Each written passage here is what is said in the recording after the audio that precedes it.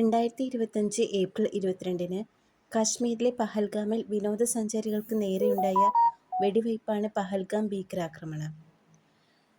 പഹൽഗാം ഭീകരാക്രമണത്തിന് മറുപടിയായി പാകിസ്ഥാനിലും പാക് അധിനിവേശ കാശ്മീരിലുമായി 9 ഭീകരകേന്ദ്രങ്ങളിൽ ഇന്ത്യൻ സൈന്യം നടത്തിയ മിന്നൽ മിസൈൽ ആക്രമണമാണ് ഓപ്പറേഷൻ സിന്ദൂർ എന്ന് പറയുന്നത്.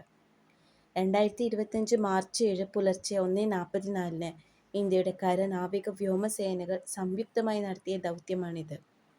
ആദ്യമായിട്ടാണ് ഒരു സർജിക്കൽ സ്ട്രൈക്കിന് വനിതകൾ നേതൃത്വം നൽകുന്നത്.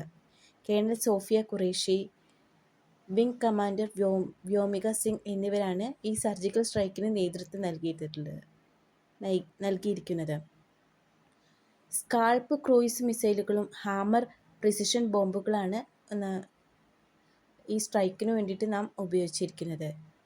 മുസാഫർബാദ്, ബഹവൽപൂർ, കോട്ലി, മുരിഡ്ക് എന്നിങ്ങനെ 9 ഭീകര കേന്ദ്രങ്ങളിലാണ് ആക്രമണം നടന്നിരിക്കുന്നത്.